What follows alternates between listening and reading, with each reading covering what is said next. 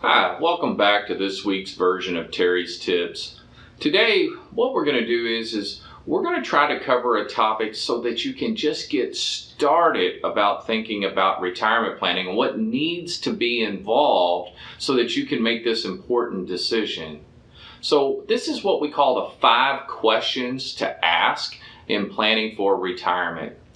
And the first, and this is always the most important, what are your goals? It's not about product, it's not about what you own, but what are your goals in retirement? So when you sat down and you said, okay, this is what I envision my retirement to be like. Is it maybe spending time with the grandkids, traveling with your spouse, maybe just doing some modifications around the house and enjoying your time together? Whatever it is, whatever is important to you, establish what your goals need to be in retirement.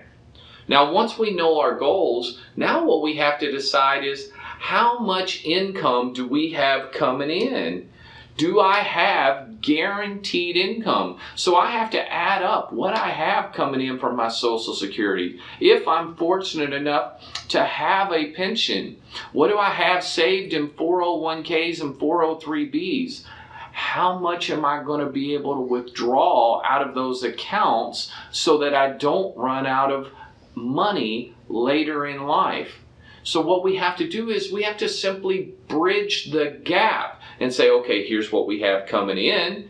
Here's what we want our lifestyle to be. So here's how much we're going to need to maintain our comfortable lifestyle. The third thing that you're going to have to figure in is health care.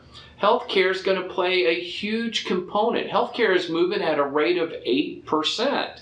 If we're going to retire early and we're not eligible for Medicare yet, are we going to have access to a COBRA plan? Are we going to have access to our spouse's health insurance? If so, what is the cost of that health insurance going to be? Is there going to be high deductibles that may drain my retirement account that could affect the way that I want to retire later in life? But healthcare plays a major role in retirement planning. Then you have to estimate your daily expenses. We have our income. We know what our health care is going to be. So now we have to say, okay, this is what we're projecting our expenses to be. And here's something most people always forget about in retirement, and that is something called inflation. You have to give yourself a pay raise every year for the rest of your life because the cost of goods and services are going to go up. And I know many of you are thinking, okay, but later in life I might not travel, I might not do this, and I won't need as much money. It's been my experience and what we found, you actually need more because we don't know what the cost of healthcare is going to be. We don't know what your health is going to be. So you have to have a plan that's going to give yourself a pay raise every year for the rest of your life. Now listen, we've covered 4 things. This is the 5th and final thing. This is called an estate plan. This is the last love letter you're ever going to write to your family, and it has to be done correctly.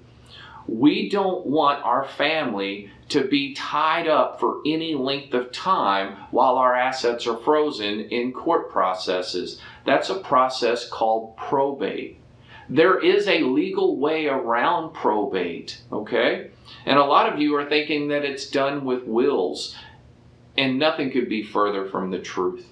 A will actually make you go through probate. It's basically a little letter going, here's what I got, here's who I wanted to go to. Now let's walk through this probate process.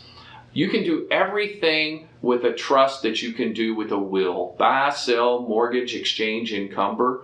But here's the difference. You, I, and everyone else in the world, someday we're going to die because we need air to breathe.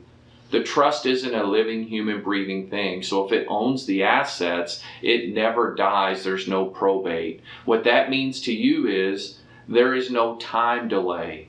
That means there's no public record. And if it's done appropriately, you will not step foot, or your family will not step foot in a courtroom. So these are the 5 questions that you need to ask when you're starting to prepare for retirement. If you haven't thought about these things or you want to engage a little bit further, please go to our website, www.apgky.com. We invite you to go to our YouTube page where there's videos on a variety of different retirement topics, and we'll be happy to discuss them with you in detail. And ultimately, if you want to send me an email, I will respond to your email within 24 hours. Send it to Terry, Terry, at apgky.com.